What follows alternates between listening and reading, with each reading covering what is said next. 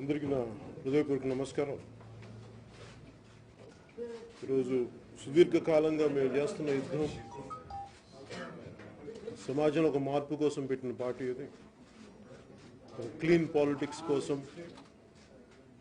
సుదీర్ఘకాలం 2014 నుంచి స్టార్ట్ చేసి మేము పెట్టినప్పుడు కూడా ఒక 25 సంవత్సరాల ప్రస్థానం దీనికి ఉండాలి. ఈ పార్టీకి అన్ని రకాల ఒడిదుడుకుల్ని ఎదుర్కొనగలిగి ఆ సత్తా ఉంది, ఆ ధైర్యం ఉంది. వీటన్నిటి దృష్టిలో పెట్టుకొని అన్నిటికీ సిద్ధపడే పార్టీ పెట్టాను నేను. ఈ రోజున ప్రజా పోరాట ద్వారా ప్రజల్లోకి మరింత బలంగా ముందుకెళ్ళాం. ఈ రోజున జనసేన పార్టీకి ఓటు వేసిన ప్రతి ఓటర్కి, ప్రతి ఒక్కరికి మనస్ఫూర్తిగా వారికి నా ధన్యవాదాలు తెలుపుకుంటున్నాను. అలాగే పార్టీ కోసం పనిచేసిన ప్రతి జన సైనికులకి, అలాగే విదేశాల నుంచి, పక్క రాష్ట్రాల నుంచి అందరి చేత ఓట్లు వేయించడానికి వచ్చి ఓట్లు వేసిన ప్రతి ఒక్కరికి, ప్రతి ఒక్క జన సైనికులందరికీ, ప్రతి ఓటర్కి, జనసేనకి వేసిన ప్రతి ఓటర్కి మనస్ఫూర్తిగా హృదయపూర్వక ధన్యవాదాలు తెలుపుకుంటున్నాను. అలాగే బలమైన మెజారిటీతో వచ్చిన వైసీపీకి, ముఖ్యమంత్రిగా ప్రమాణ స్వీకారం చేయబోతున్న జగన్మోహన్ రెడ్డి గారికి మనస్ఫూర్తిగా నా హార్దిక శుభాకాంక్షలు తెలియజేస్తున్నాం. అలాగే ప్రధానమంత్రి ఇంకోసారి ప్రమాణ స్వీకారం చేయబోతున్న మోడీజీ గారికి కూడా నా శుభాకాంక్షలు తెలియజేస్తున్నాం.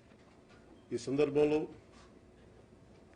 తెలియజేసుకుంటుంది కూడా, ఏ స్పెషల్ కేటగిరీ స్టేటస్ అయితే వస్తుందని ప్రామిస్ చేస్తారో అది అక్కడ కూడా మెజారిటీ వచ్చింది, ఇక్కడ బలమైన మెజారిటీ వచ్చింది. ఎవరి మీద ఆధారపడాల్సిన అవసరం లేదు. కాబట్టి ఇప్పటికైనా స్పెషల్ కేటగిరీ స్టేటస్ ఇచ్చి ఆ మాట నిలబెట్టుకున్న మనస్ఫూర్తిగా నేను అభ్యర్థిస్తున్నాను. అలాగే జనసేన స్టార్ట్ చేసిన మేము ఒక న్యూ ఏజ్ పాలిటిక్స్, ఎక్కడ కానీ ఒక కనీసం సహాయ ప్యాకెట్లు కానీ డబ్బులు ప్రభావితం లేకుండా చాలా క్లీన్ చేసిన పాలిటిక్స్. కొత్త తరం యువతకి సీట్లు ఇచ్చాం మేము. ఇవన్నీ మాకు చాలా ఆనందం కలిగించిన విషయాలు. ఇది మా ముందున్న భవిష్యత్తులో మా ప్రణాళిక కానీ వేసిన ప్రతి ఓటు మాకు చాలా విలువైన ఓటు. నేను ఏ మాట మీద అయితే చెప్పాను కట్టుబడి ఉంటాను చివరి శ్వాస వరకు అనేది, నేను అదే మాట మీద నిలబడి ఉన్నాను. మీరు 2 స్థానాల్లో ఓడినప్పటికీ, నాకు మా వాళ్ళు ఒకళ్ళు గెలవకపోయినప్పటికీ, నేను ఏ మాట అయితే ఇచ్చానో నా కడ శ్వాస వరకు రాజకీయాల్లో ఉంటాం, ప్రజా సమస్యల మీద పోరాడతాం, వారికి అండగా ఉంటామని తెలియజేసుకుంటాం. థ్యాంక్ యూ అండ్ జై హింద్.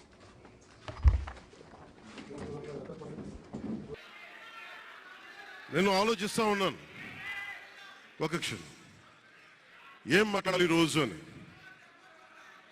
ఒక నిమిషం,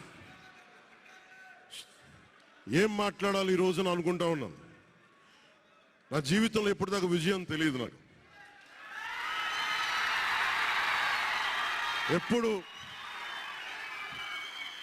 ఎప్పుడు ఒకే ఒకసారి సినిమాల్లో ఉన్నప్పుడు తొలి ప్రేమ అనే విజయం చూశాను.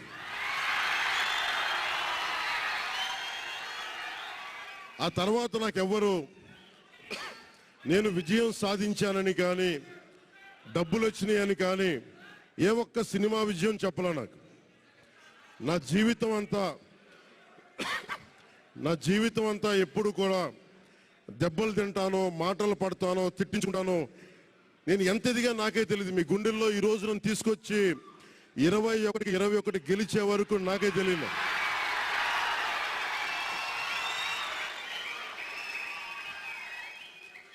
భారతదేశంలో 100కి 100% కొట్టామంటే జనసేన.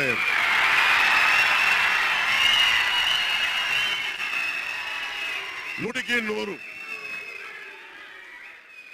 ఇది ఎందుకు ఈ విజయం జనసేన లేదంటే జన సైనికుల్లో, వీర మహిళల్లో జనసేన నాయకులది కాదు, కేవలం వారిదే కాదు, 5 కోట్ల మంది ప్రజల ఆకాంక్షదే.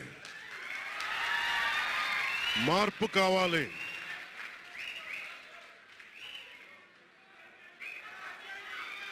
మార్పు కావాలి. పాలన మారాలి. ఇవన్నీ చాలా మంది కోట్లాది మంది ప్రజల ఆకాంక్ష. ఈరోజు ప్రజల తీర్పు. బాబు మీరు ఇద్దరు కూర్చోవాలమ్మా దయచేసి. నువ్వు పక్కకు వచ్చామ్మా, నువ్వు పక్కకు రా. నువ్వు కొంచెం ముందుకన్నారా, మీరు కొంచెం ముందుకు రండి అమ్మా, మీ ఒక అడుగులు ముందుకు రండి. మీరు కూర్చొని ఇబ్బంది పడతాను, దయచేసి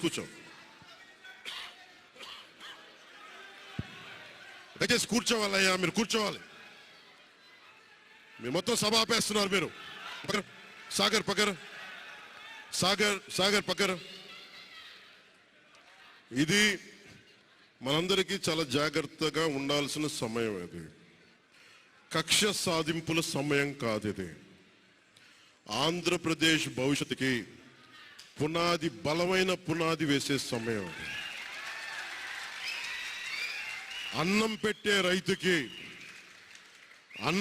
రైతుకి అండగా ఉండే సమయం. ఇది రక్షణ లేని ఆడబిడ్డలకి రక్షణ కల్పించే సమయం. ఇది ఆడబిడ్డల్ని, మహిళల్ని వారి కాళ్ళ మీద వాళ్ళు నిలబడగలిగేలా చేసే సమయం. ఇది నేను ఈరోజు ప్రభుత్వ ఉద్యోగులు కూడా మాటిస్తున్నాను. కంట్రిబ్యూటరీ పెన్షన్ స్కీమ్ నేను చెప్పాను, నేను బాధ్యత తీసుకున్నాను, నేను మర్చిపోలా. ఏరు దాటాక తెప్ప తగిలిసే రకం కాదు నేను. కాంట్రిబ్యూటరీ పెన్షన్ స్కీమ్ దానికి సరి సమానంగా అది కానీ మీకు న్యాయం వచ్చేలాగా సంవత్సరం లోపు తీసుకొస్తాను అని మాట ఇచ్చాం. తీసుకొచ్చి తీరుతాం. ఆ మాట మీకు ఇస్తున్నాం. మెగా డిఎస్సి నోటిఫికేషన్ విడుదల చేయించే బాధ్యత మనం తీసుకుందాం. యువత విలవిల్లాడిపోతా ఉన్నారు, యువత నలిగిపోతా ఉన్నారు. మీ చదువులకి తగ్గ ఉద్యోగాలు కానీ, మీ స్కిల్స్ని పెంపొందించి మీకు ఉద్యోగాలు కానీ, నేను మీకు చెప్తున్నా, నాకు చాలా పెద్ద బాధ్యత ఇచ్చారు ప్రజలు. ఈ రోజున మామూలు బాధ్యత ఇవ్వాల. గెలిచింది, పోటీ చేసింది 21, 2 పార్లమెంట్లు గెలిచింది 100%. కానీ బాధ్యత ఎంత ఉందంటే 175 సీట్లు మనమే గెలిస్తే ఎంత బాధ్యత ఉందో అంత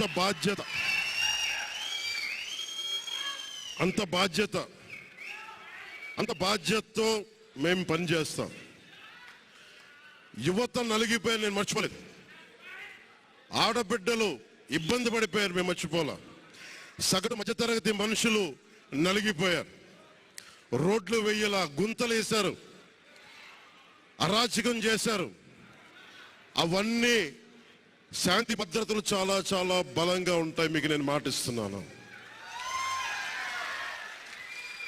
అతి తక్కువ వ్యవస్థల్లో రాజకీయ ప్రమేయం చాలా తక్కువ ఉండేలాగా, అధికారుల్ని వారి పని చేసుకునేలాగా ఈ ప్రభుత్వం ఉంటుంది, కూటమి ప్రభుత్వం ఉంటుంది. రైతుకి కష్టం వస్తే హక్కును చేర్చుకునే ప్రభుత్వం తప్ప తిరస్కారంగా చిన్నచూపు చేసే ప్రభుత్వం అవ్వదు మనకి ఈ కూటమి ప్రభుత్వం.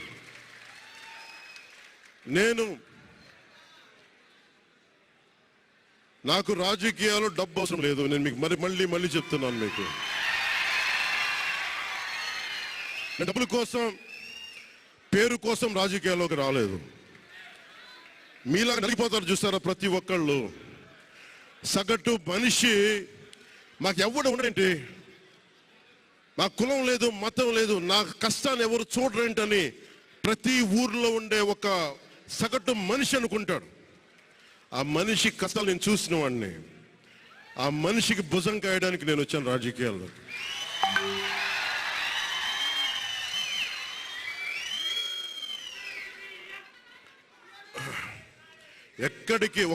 ఎక్కడికి ఓడిపోయాను 2019లో. 2019లో ఓడిపోతే నా మానసిక స్థితి ఎలా ఉందో ఆ రోజున, ఈరోజు గెలిచినప్పుడు కూడా నా మానసిక స్థితి అలాగే ఉంది. అంతే ధైర్యంతో ఉన్నా. గెలుపు నాకు బాధ్యత ఇచ్చింది కానీ అహంకారం ఇవ్వలేదు. రాదు. ఇంకా భయం వేసింది. అందరూ నాకు శుభాకాంక్షలు తెలియజేస్తా ఉంటే నాకు భయం వేసింది. ఎందుకంటే ఇల్లు అలకగానే పండగ కాదు ఇది. ఇల్లు అలకగానే పండగ కాదు. చాలా చాలా బాధ్యత కూడుకున్నది. భీమవరం, గాజువాక 2 చోట్ల ఓడిపోయినప్పుడు ఈ రోజున ఇంతమంది ఉన్నారు. ఆ